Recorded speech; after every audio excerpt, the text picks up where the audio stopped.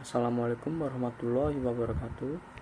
Yang terhormat Dr. Tantina Haryati, Sarjana Ekonomi Magister Akuntansi, sebagai dosen pengampu mata kuliah Akuntansi Keuangan Menengah 1.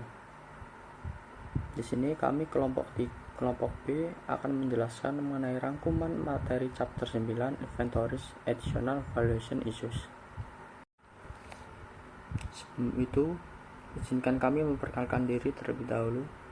Yang pertama ada Jika Mikaela Putri Nugroho dengan NPM akhir 047, lalu dengan saya Prakasa Daniswara dengan NPM akhir 147, lalu Ramadina Saifu Zakia dengan NPM akhir 233, lalu Anggi Islami Siregar dengan NPM akhir 241, Isnania Adawiyah dengan NPM akhir 268, dan Eksya Aristawati Dwi dengan NPM akhir 410. Baik, perkenalkan nama saya Jika Mikaela Putri Nugroho dengan NPM 250 130 10047. Di sini saya akan membahas mengenai nilai terendah dari biaya perolehan atau nilai realisasi neto atau LCNRV. Jadi, persediaan itu dicatat sebesar biaya perolehan. Nah, tapi kalau misalnya persediaan turun nilainya sampai ke tingkat bawah biaya aslinya, maka harus beralih dari prinsip biaya historis. Nah, apapun alasan penurunan nilai tersebut, baik itu usang, kemudian perubahan tingkat harga, atau rusak, perusahaan itu harus menurunkan nilai persediaan menjadi nilai realisasi neto untuk melaporkan kerugian ini. Jadi perusahaan itu meninggalkan prinsip biaya historis ketika utilitas masa depan itu dari aset turun di bawah biaya aslinya. Kemudian selanjutnya saya akan menjelaskan mengenai nilai realisasi neto. Jadi biaya itu adalah harga perolehan persediaan yang dihitung dengan menggunakan salah satu metode berbasis biaya historis berupa identifikasi khusus, kemudian biaya rata-rata atau FIFO. Nah, nilai realisasi neto atau Net Realizable Value atau NRV mengacu pada jumlah neto yang diharapkan oleh perusahaan untuk direalisasi dari penjualan persediaan. Jadi secara khusus nilai realisasi neto itu adalah estimasi harga penjualan dalam kegiatan bisnis biasa dikurangi estimasi biaya untuk menyelesaikan dan estimasi biaya untuk melakukan penjualan. Jadi rumus NRV, harga jual estimasi dikurangi biaya penyelesaian dikurangi biaya penjualan.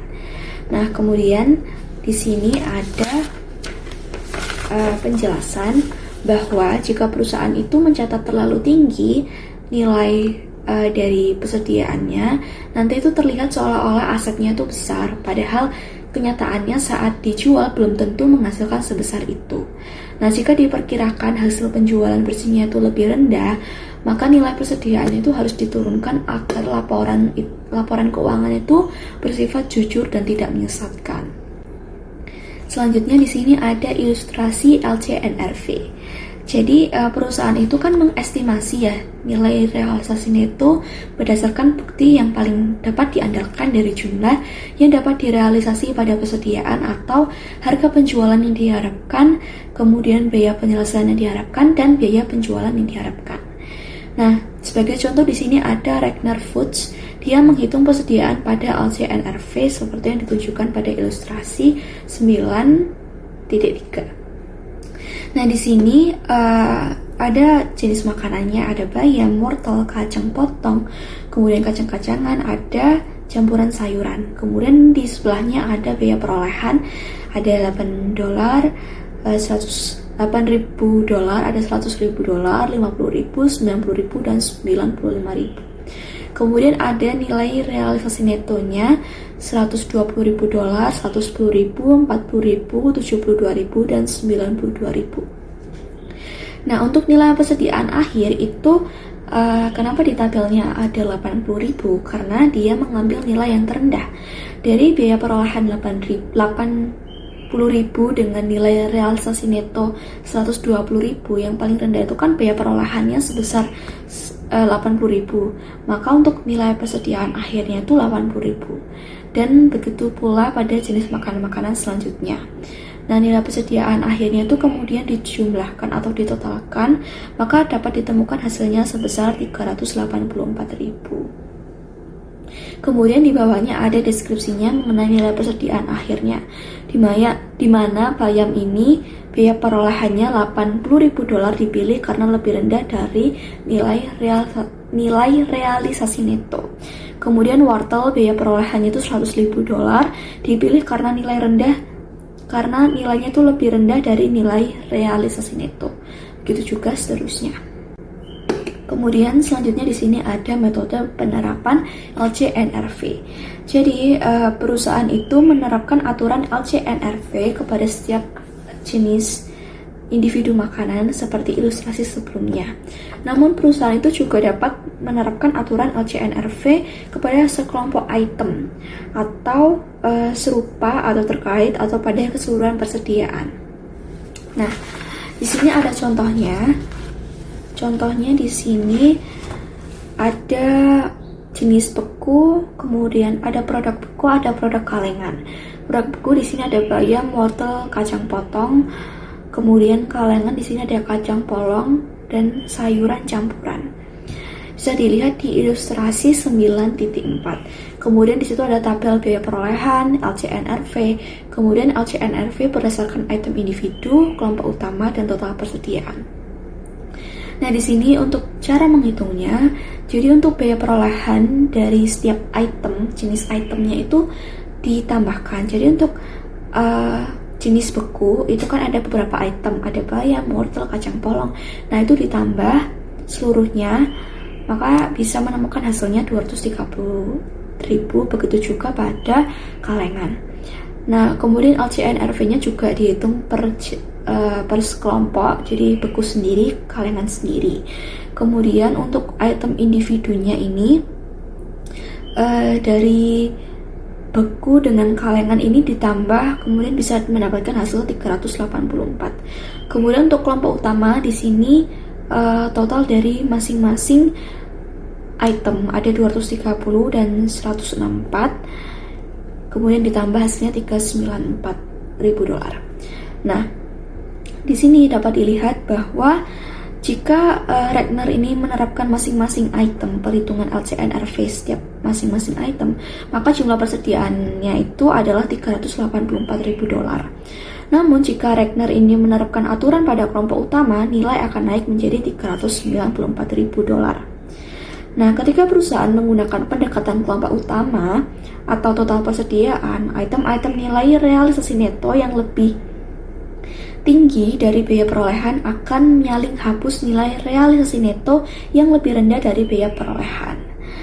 Nah, kemudian metode manapun ini bisa dipilih, namun perusahaan itu harus menerapkan metode tersebut secara konsisten dari satu periode ke periode selanjutnya. Jadi tidak boleh ganti-ganti setiap periodenya. Jadi kalau awalnya itu menggunakan perhitungan masing-masing item, maka seterusnya masing-masing item.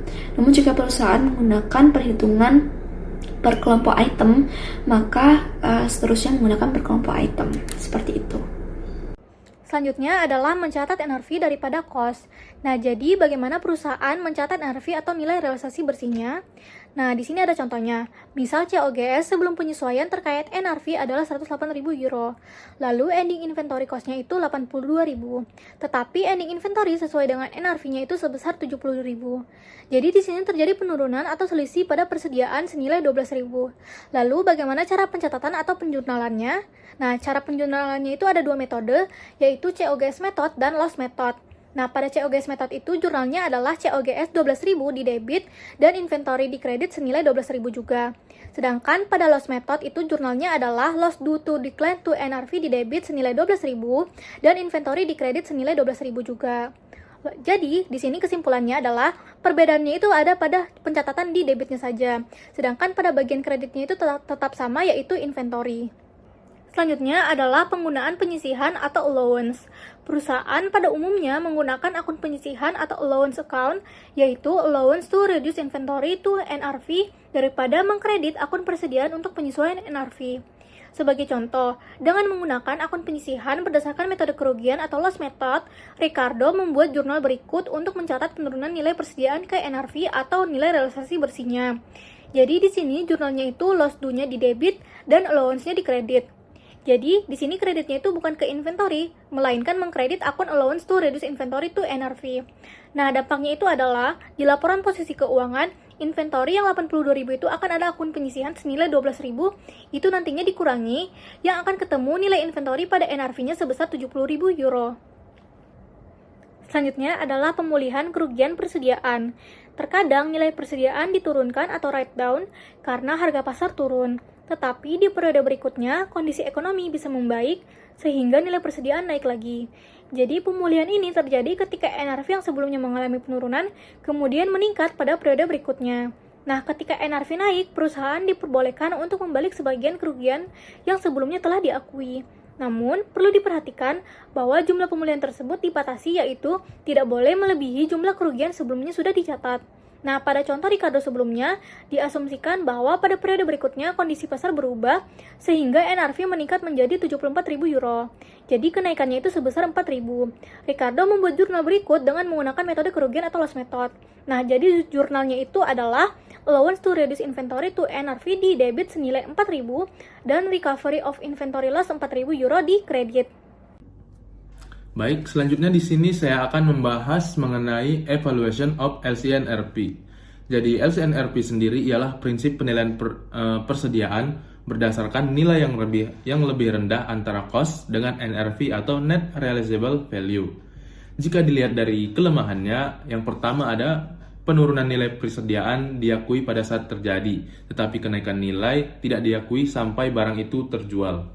Jadi perlakuan akuntansinya tidak seimbang antara kerugian dan keuntungan. Lalu yang kedua, aturan ini dapat menimbulkan inkonsistensi. Karena pada satu periode persediaan bisa dinilai dengan cost, sedangkan pada periode lain dinilai dengan NRP. Lalu yang ketiga, dapat memengaruhi laba antar periode. Misalnya, pada saat terjadi write down, laba akan turun. Sedangkan pada periode berikutnya, laba akan terlihat lebih tinggi. Namun di balik kelemahannya ada juga tentu kelebihannya. Yang pertama, dapat mencegah overstatement inventory. Kemudian juga mencegah overstatement laba dan juga menunjukkan nilai persediaan yang lebih konservatif dan realistis.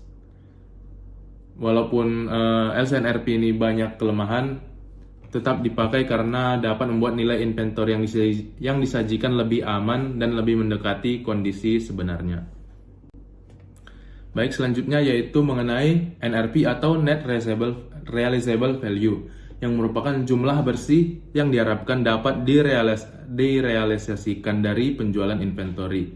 Dengan kata lainnya, NRV dapat menunjukkan berapa nilai yang benar-benar bisa diterima perusahaan jika inventory tersebut dijual. Jadi fungsi NRV ini ada beberapa. Yang pertama, dapat menentukan nilai real inventory. Lalu yang kedua, dapat menjadi dasar penerapan LCNRP. Lalu yang ketiga, dapat membantu perusahaan menghindari penilaian aset yang terlalu tinggi. Jadi NRP ini penting karena tanpa NRP perusahaan bisa saja melaporkan persediaan lebih besar daripada manfaat ekonomisnya yang sebenarnya yang bisa diperoleh oleh perusahaan. Jadi rumus untuk menghitung NRP ialah estimated selling price dikurangi cost to complete dan selling cost. Contohnya di sini ada estimated selling price-nya yaitu 1.000, cost to complete-nya yaitu 50, dan selling cost-nya 200. Jadi hasilnya yaitu 1.000 dikurangi 50 lalu dikurangi 200, yang dimana hasilnya ialah 750. Jadi dari contoh ini dapat dilihat bahwa nilai persediaan perusahaan tidak cukup jika dilihat dari harga jualnya saja.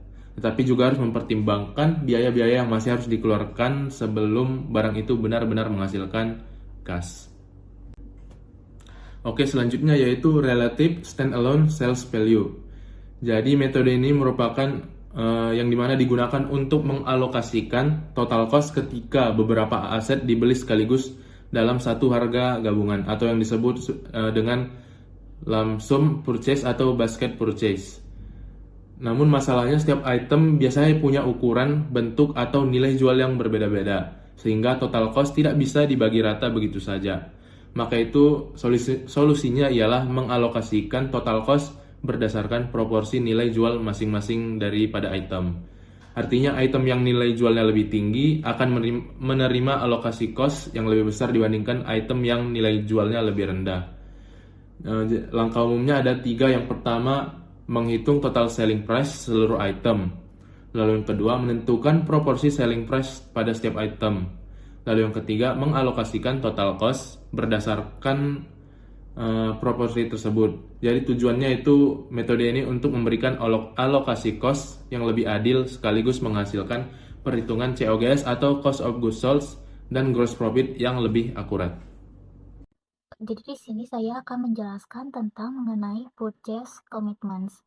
Jadi purchase commitments adalah perjanjian perusahaan untuk membeli barang di masa depan dengan harga dan jumlah tertentu. Biasanya barang belum diterima tetapi sudah disepakati sejak awal. Jadi tujuan perusahaan melakukan purchase commitments adalah untuk mengamankan pasokan barang dan menghindari resiko kenaikan harga di masa depan.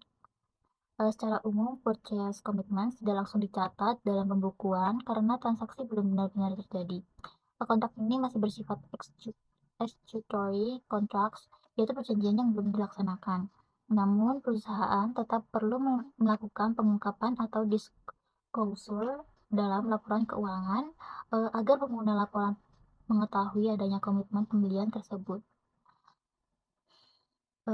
Selanjutnya ada kerugian purchase commitments. Jika harga kontrak ternyata lebih tinggi daripada harga pasar, maka perusahaan berpotensi mengalami kerugian. Dalam kondisi tersebut, kerugian yang harus diakui dan dicatat sebagai liabilitas. Hal ini sesuai dengan prinsip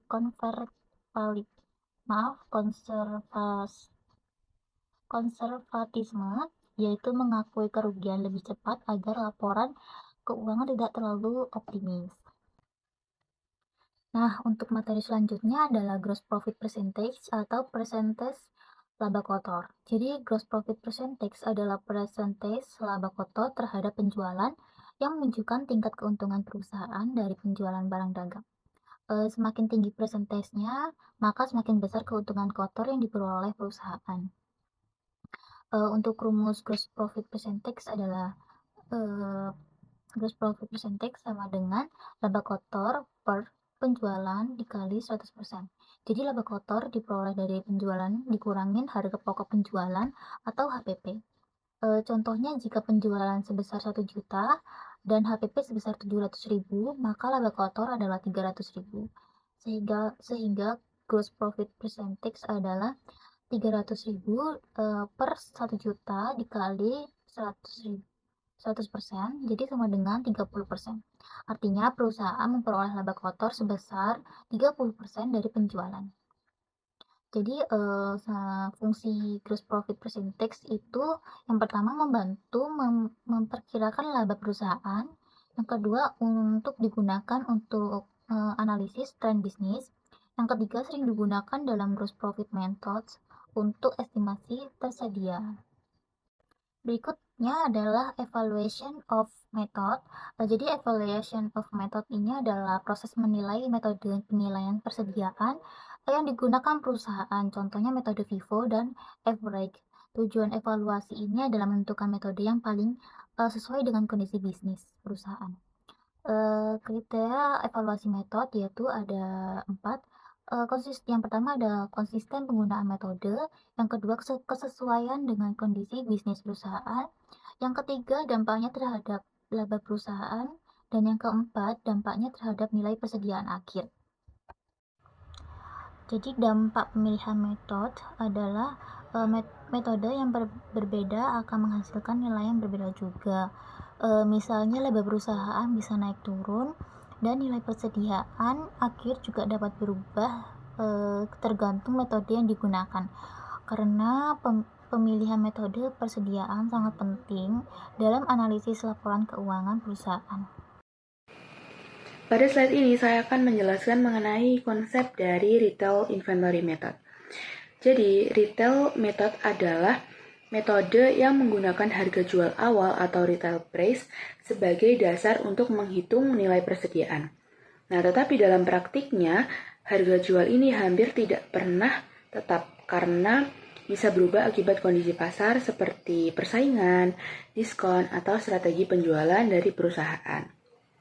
Nah, perubahan harga sendiri ini dibagi menjadi 4 jenis utama. Yang pertama ada markup, yaitu ketika harga dinaikkan dari harga awal. Misalnya, dari 30 euro menjadi 35 euro, berarti ada markup sebesar 5 euro. Dan yang kedua adalah markup cancellation, yaitu ketika harga yang sudah dinaikkan diturunkan kembali. Jadi kalau dari 35 euro turun ke 32 euro, itu bukan langsung disebut sebagai markdown, tetapi disebut sebagai markup cancellation karena masih dalam proses membatalkan kenaikan sebelumnya. Dan yang ketiga adalah markdown, yaitu ketika harga turun dari harga awal. Jadi kalau harganya itu sudah turun sampai di bawah 30 euro, misalnya ke 25 euro, itu baru disebut sebagai markdown. Dan yang terakhir adalah markdown cancellation, yaitu ketika harga yang sudah diturunkan tadi dinaikkan kembali. Misalnya dari 25 euro ke 26 euro. Nah, hal penting yang harus diperhatikan adalah cancellation ini tidak boleh lebih besar dari perubahan awalnya. Jadi pembatalan itu selalu ada batasnya. Nah, kalau kita melihat ilustrasi pada slide, pergerakan harga dari 30 euro ke 35 euro, lalu ke 32 euro, kemudian ke 23 euro, dan naik lagi ke 24 euro itu menunjukkan bahwa satu produk bisa mengalami beberapa kali perubahan harga. Nah, jadi kesimpulannya, selama harga masih di atas harga awal, itu termasuk markup. Sedangkan kalau sudah di bawah harga awal, itu termasuk markdown. Dan setiap perubahan harga naik atau turun, setelah itu disebut cancellation. Selanjutnya, saya akan menjelaskan mengenai retail inventory method dengan markups dan markdowns menggunakan metode konvensional atau LCNRV. Nah, metode ini digunakan untuk menghitung nilai persediaan akhir dengan mempertimbangkan perubahan harga, yaitu markup dan markdown. Dalam perhitungannya ada dua pendekatan. Yang pertama adalah LCNRV atau Assumption A, di mana hanya net markups yang dimasukkan, sedangkan markdown tidak dimasukkan. Yang kedua adalah cost method atau Assumption B, di mana baik markups maupun markdown sama-sama diperhitungkan. Perbedaan utama dari kedua metode ini adalah perlakuannya terhadap markdown. Dalam metode LCNRV, markdown dianggap sebagai penurunan nilai atau kerugian, sehingga tidak dimasukkan dalam perhitungan cost ratio. Nah, ini ada contoh perhitungannya. Terdapat data ending inventory dalam retail sebesar 12.500 euro. Nah, nilai ini kemudian akan dikalikan dengan cost ratio untuk mendapatkan nilai dalam cost. Cost ratio pada LCNRV adalah sekitar 53,9%, sedangkan pada cost method sekitar 54,7%. Sehingga hasilnya dengan metode LCNRV diperoleh nilai persediaan sekitar 6.737 euro, sedangkan dengan cost method sekitar 6.837 euro. Nah, perbedaan ini terjadi karena pada LCNRV markdown tidak dimasukkan, sehingga cost ratio menjadi lebih kecil dan menghasilkan nilai persediaan yang lebih rendah. Jadi kesimpulannya, metode LCNRV ini bersifat lebih konservatif karena mencerminkan penurunan nilai barang, sedangkan cost method menghasilkan nilai yang lebih tinggi. Selanjutnya ada special items dalam retail inventory method. Nah, dalam retail method ada beberapa item khusus yang harus diperlakukan dengan tepat karena dapat mempengaruhi nilai persediaan akhir, baik pada bagian cost maupun bagian retail. Nah, yang pertama ada untuk penyesuaian dasar terdapat beberapa item. Yang pertama ada freight in, ditambahkan ke cost pembelian karena merupakan bagian dari biaya untuk memperoleh barang.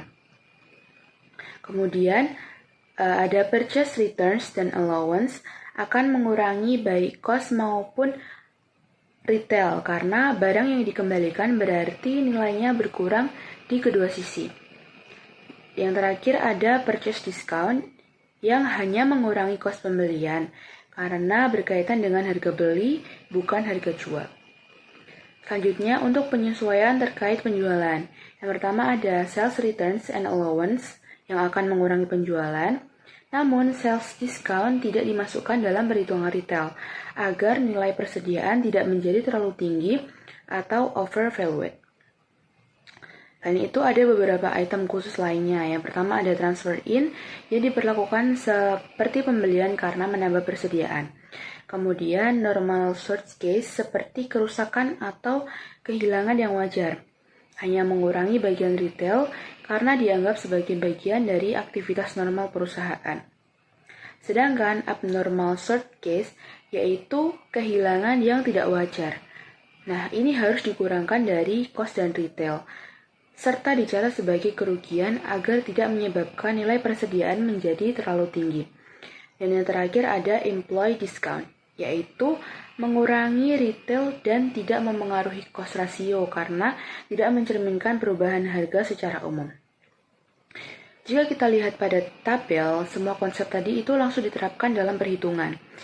Perhitungan dimulai dari beginning inventory dan purchase, lalu ditambah break in ke bagian cost. Kemudian terdapat purchase returns yang mengurangi cost dan retail sesuai dengan konsep sebelumnya. Setelah itu ditambahkan net markups pada bagian retail, lalu ada abnormal sort case yang digunakan dari cost dan retail.